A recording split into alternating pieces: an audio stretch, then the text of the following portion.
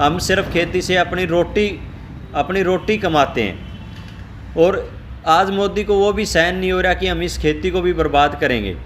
इसको जो मंडियां ख़त्म करके अंबानी अडानी जो है वो अपने बाहर से ख़रीद करे और अनाप शनाप अपनी जो भी मर्जी के रेट है उस पर ख़रीदेंगे। तो ऐसे में हम भारतीय जनता पार्टी की सरकार, नरेंद्र मोदी की सरकार से कोई अपील नहीं कर सकते।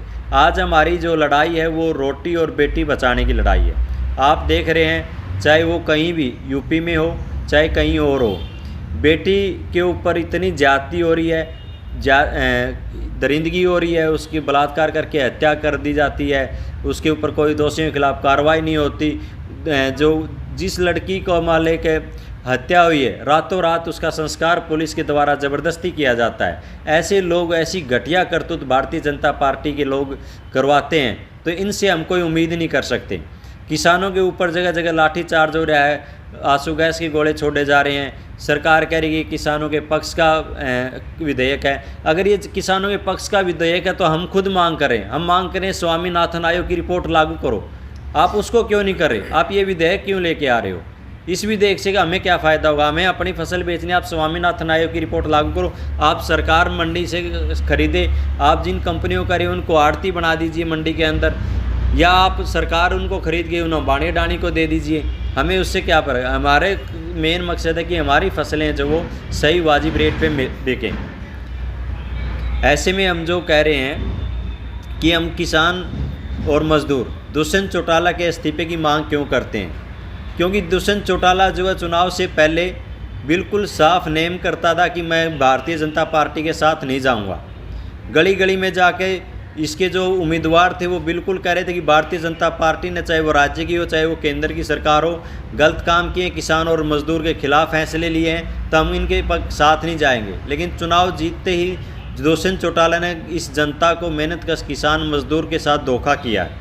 और इनको हमने वोट देकर जो 10 सीटें दी थी और उन 10 सीटों के बल पर उप मुख्यमंत्री बना बैठा है, अपने विधायकों को सत्ता सुख भुगवा रहा है। तो ऐसे में हम एक अपील करते हैं, इनसे अपील ही नहीं करते, बिल्कुल लड़ाई आर पार की होगी कि हमने बीजेपी के खिलाफ आपको जिताया था तो आप बीजेपी के साथ नहीं जा सकते। हम बीजेपी से उम्मीद नहीं करते किसी भी प्रकार की, लेकिन आपसे उम्मीद इसलिए करते हैं कि आपने हमारे सामने कस्में खाई थी, नेमाधर्मी की थी। जब आप और आपके जो उम्मीदवार हमारे बीच में वोट मांगने आए थे, हमने उनको अपने हथेली पे बिठाया था, हमने उनको चाय, ठंडा, फूल मालाओं से स्वागत किया था, उनके खाने का प्रबंध किया था, सैकड़ों हज़ारों लोगों की रोटी का प्रबंध हमने चुनाव के अंदर इनका किया था।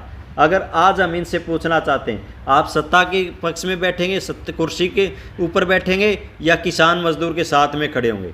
आपको इन दोनों में से एक को चुनना होगा, किसान मजदूर को या कुर्सी को। आप अगर किसान मजदूर के तैसी हो तो कुर्सी छोड़ के किसान मजदूर के पक्ष में खड़ा होना पड़ेगा। और जब तक आप लोग इस सरकार से इस्तीफा नहीं देते, हम अपना आंदोलन बिल्कुल जारी रखेंगे। हम रोटी और बेटी को बचाने के लिए किसी भी हद तक जा सकते हैं, इससे बड़ा हमारे लिए और कुछ भी नहीं है। हमारी रोटी छीन ली गई तो भी हम मर जाएंगे, हमारी बेटी के ऊपर आँच आती है तो भी हम मर जाते हैं। तो भारतीय जनता पार्टी दोनों को हमारे से छीन रही है। जिस पुलिस और फोर्स के भरोसे, सबसे अहम बात मैं ये कहना चाहता हूँ, जिस पुलिस और फोर्स के भरोसे ये जो सरकारें दमन करती हैं किसान और मजदूर पे, ये पुलिस और फोर्स सरकार की नहीं है, किसी अंबानी अडानी की औलाद इस पुलिस और फोर्स में नहीं है, किसी राजनेता का बेटा पुलिस फौज में नहीं है। ये हमारे भाई, हमारे रिश्तेदार, हमारे चाचे ताऊ इस पुलिस में है, इस फौज में है। अगर सरकार नहीं मानती, इनको घुटनों के बल हमने टिकवाना आता है। हमारे जो रिश्तेदार, भाई, भतीजे, चाचे ताऊ जो पुलिस में हैं, इनको हम ड्यूटी नहीं करने देंगे। अपने घरों में, बिल्कुल अपने घरों में बिठा लेंगे, चाहे हमें इनको बांध कर बिठाना पड़े। हमारे घरों से जो सेना के जवान हैं, अगर वो सेना अगर इस आंदोलन में लगाएगी सरकार, उन सेना के जवानों को भी हम अपने घरों से नहीं जाने देंगे ड्यूटी के ऊपर, उन्हें भी अपने घर में बिठा लेंगे।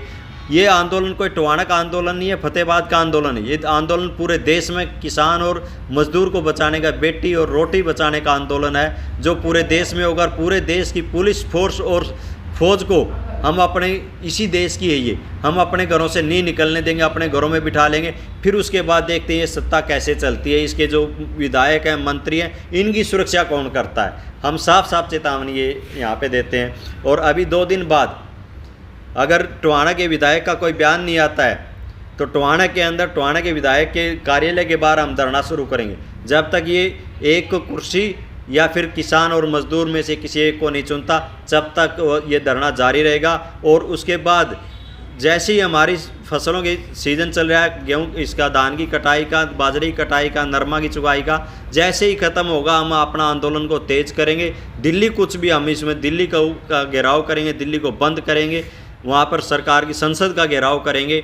और जब तक हमारी जो मांगे हैं, ये जो विधेयक हैं वापस नहीं लेते, तब तक हमारा आंदोलन जारी रहेगा।